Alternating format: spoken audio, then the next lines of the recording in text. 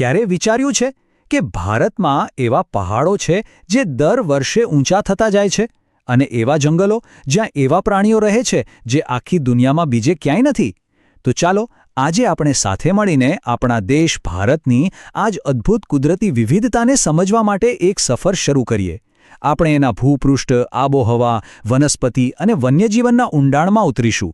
આ સવાલથી જ આપણી આખી સફર શરૂ થાય છે. જરા આ નકશા પર નજર તો કરો.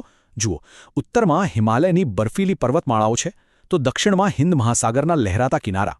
ભારત ખરેખર કુદરતી અજાયબીઓનો એક જીવંત ખજાનો છે. પણ આ બધું ખાલી નકશા પરના રંગો નથી, આની પાછળ આખી વાર્તાઓ છુપાયેલી છે. ચાલો એક પછી એક આ વાર્તાઓને સમજીએ. આપણે કોઈપણ દેશને કેવી રીતે ઓળખીએ? શું તેની સંસ્કૃતિથી, કે પછી ત્યાંના લોકોથી, કે પછી તેની જમીનથી? સાચું કહું તો આ બધું જ એકબીજા સાથે જોડાયેલું છે. અને આ બધાની શરૂઆત થાય છે એ દેશના ભૂપૃષ્ઠથી, એટલે કે ત્યાંની જમીનના સ્વરૂપથી. ભારતની વિવિધતાનો પાયો જ એનું આ અનોખું ભૂપૃષ્ઠ છે. તો સૌથી પહેલાં આપણે ભારતની વિશાળતાનો એક અંદાજ લગાવીએ. 32.8 લાખ ચોરસ કિલોમીટર. આ ખાલી એક આંકડો નથી, આ ભારતની ભવ્યતાનો પુરાવો છે. વિચારો કે આટલા મોટા કેનવાસ પર કુદરતે કેટલા અદ્ભુત રંગો પૂર્યા હશે. ચાલો હવે એ જ જોઈએ. આપણી સફરની શરૂઆત થાય છે ભારતના કુદરતી મુગટ એટલે કે હિમાલયથી. આ માત્ર પથ્થર અને બરફના પહાડો નથી, આ તો એક એવી કુદરતી દિવાલ છે જે આપણને મધ્ય એશિયાના થીજાવી દેતા ઠંડા પવનોથી બચાવે છે, ગંગા જેવી આપણી જીવન આપતી નદીઓને જન્મ આપે છે અને આપણી સંસ્કૃતિને એક અલગ જ ઓળખ આપે છે. હવે જુઓ, આને સમજવાની એકદમ સહેલી રીત છે.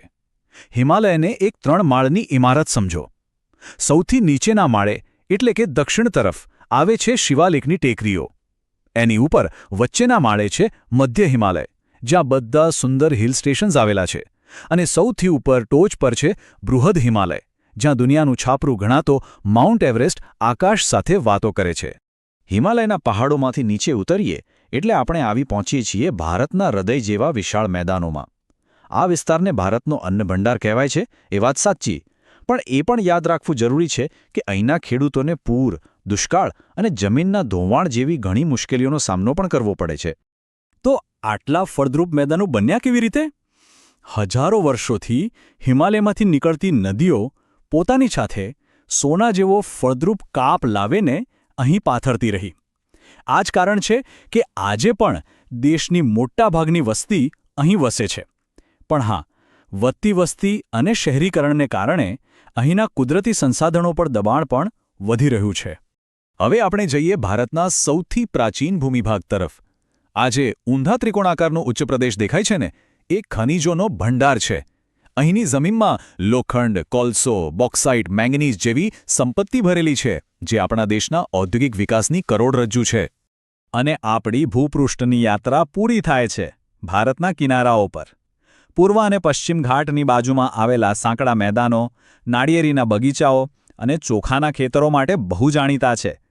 અને સાથે જ અરબી સમુદ્રમાં લક્ષદ્વીપના પરવાળાના ટાપુઓ અને બંગાળની ખાડીમાં આંદામાન નિકોબારના ગાઢ જંગલોવાળા ટાપુઓ છે, જેમની પોતાની એક અલગ જ દુનિયા છે. તો આપણે જમીનના અલગ અલગ સ્વરૂપો તો જોઈ લીધા, પણ આ જમીન પર જીવન કેવું હશે એ નક્કી કરનારું સૌથી મોટું પરિબળ છે આબોહવા. ચાલો હવે ભારતના આબોહવાના મિજાજને સમજીએ, કારણ કે એ જ નક્કી કરે છે કે ક્યાં કેવું જીવન જીવી શકાશે. આ સવાલનો જવાબ તો ભારતના લોકોના જીવનમાં જ દેખાય છે. જેમ કે રાજસ્થાનના રણમાં રહેતા લોકો ગરમ અને સૂકી આબોહવાને કારણે હળવા સુતરાઉ કપડાં પહેરે છે અને માટીના ઘરમાં રહે છે. તો બીજી તરફ કાશ્મીરમાં રહેતા લોકો કડકડતી ઠંડીથી બચવા ગરમ ઊનના કપડાં પહેરે છે અને લાકડાના ઘરો બનાવે છે. આ બધો જ આબોહવાનો પ્રભાવ છે. આ કોષ્ટક ખાલી મહિના અને ઋતુઓની યાદી નથી હો. આ 4 ઋતુઓ, શિયાળો, ઉનાળો, ચોમાસું અને પાછા ફરતા મોસમી પવનોની ઋતુ, આ તો ભારતના લોકોના જીવન, તહેવારો, ખેતી અને આખા અર્થતંત્રનો ધબકાર છે. દિવાળી શિયાળાની શરૂઆતનો સંકેત આપે, તો હોળી ઉનાળાના આગમનની, હવે ચોમાસું, એ તો જાણે આખા દેશ માટે જીવનનો જ એક મોટો ઉત્સવ છે. ભૂપૃષ્ઠ અને આબોહવા, જ્યારે આ બંને પરિબળો ભેગા થાય ને, ત્યારે એક ત્રીજી અદ્ભુત વસ્તુ બને છે, અને એ છે વનસ્પતિ. એટલે કે દેશની લીલી ચાદર, જે આ પર્વતો, મેદાનો અને ઉચ્ચ પ્રદેશોને ઢાંકી દે છે અને જીવનને પોષણ આપે છે. જરા આ નકશા પર ધ્યાન આપો. પશ્ચિમ ઘાટ અને ઉત્તર પૂર્વના રાજ્યોમાં જે ઘાટો લીલો રંગ દેખાય છે એ છે વરસાદી જંગલો. મધ્ય ભારતમાં જે આછો લીલો રંગ છે એ છે પાનખર જંગલો. અને રાજસ્થાન બાજુ જે પીળો રંગ છે એ કાંટાળી ઝાડીઓ બતાવે છે. સીધો હિસાબ છે, જેવો વરસાદ એવા જંગલો.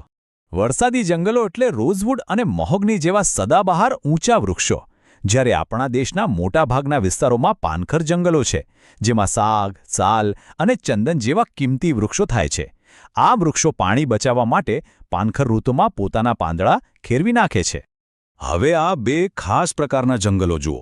રાજસ્થાનના સૂકા વિસ્તારોમાં થોર અને બાવળ જેવા છોડ છે, જેમના પાંદડા કાંટા બની ગયા છે, જેથી પાણીનો બગાડ ઓછો થાય. બીજી બાજુ હિમાલયમાં જેમ જેમ આપણે ઊંચે જઈએ તેમ તેમ દેવદાર અને પાઇન જેવા શંકુ આકારના વૃક્ષો જોવા મળે છે. એમનો આકાર એવો હોય છે કે બરફ સરળતાથી નીચે સરકી જાય. કુદરતનું કેવું અદ્ભુત એડજસ્ટમેન્ટ છે. આ જંગલો અને જમીન માત્ર વૃક્ષો અને છોડના જ ઘર નથી, પણ અસંખ્ય વન્યજીવોનો આશરો પણ છે. વાઘની ગર્જનાથી લઈને મોરના ટૌકા સુધી બધું જ અહીં છે. ચાલો હવે ભારતના આ જીવંત ખજાનાને મળીએ. ભારતનું રાષ્ટ્રીય પ્રાણી વાઘ છે, જે તેની તાકાત અને સુંદરતા માટે દુનિયાભરમાં જાણીતું છે અને દેશના ઘણા ભાગોમાં જોવા મળે છે. પણ એક એવું ગૌરવ છે જે ફક્ત અને ફક્ત ગુજરાત પાસે છે, અને એ છે એશિયાઈ સિંહ. આ જાજરમાન પ્રાણી હવે આખા એશિયામાં માત્ર ને માત્ર ગુજરાતના ગીરના જંગલોમાં જ વસે છે. આ વાત તેમને ખૂબ જ વિશિષ્ટ અને અમૂલ્ય બનાવે છે.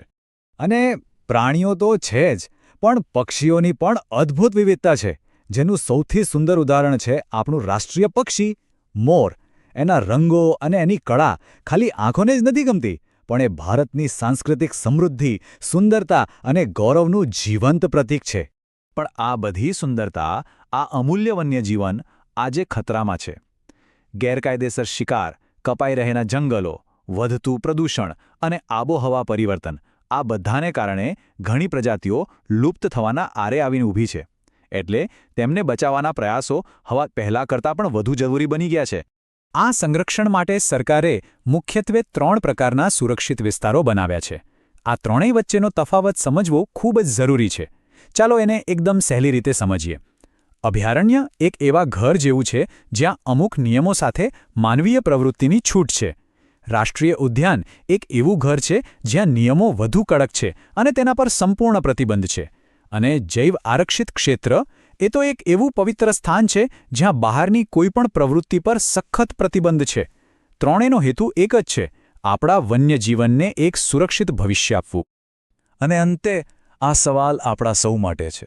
આ પર્વતો, નદીઓ, જંગલો અને એમાં રહેતા જીવો, આ આપણો સહિયારો વારસો છે. એનું રક્ષણ કરવું એ ખાલી સરકારની જ નહીં, પણ આપણા સૌની સામૂહિક જવાબદારી છે. તો આપણે આ વારસાને આવનારી પેઢીઓ માટે કેવી રીતે સાચવી શકીએ? ચાલો આજે આના વિશે વિચારીએ અને પ્રકૃતિના રક્ષણ માટે એક નાનકડો પણ મક્કમ પ્રયાસ જરૂર કરીએ.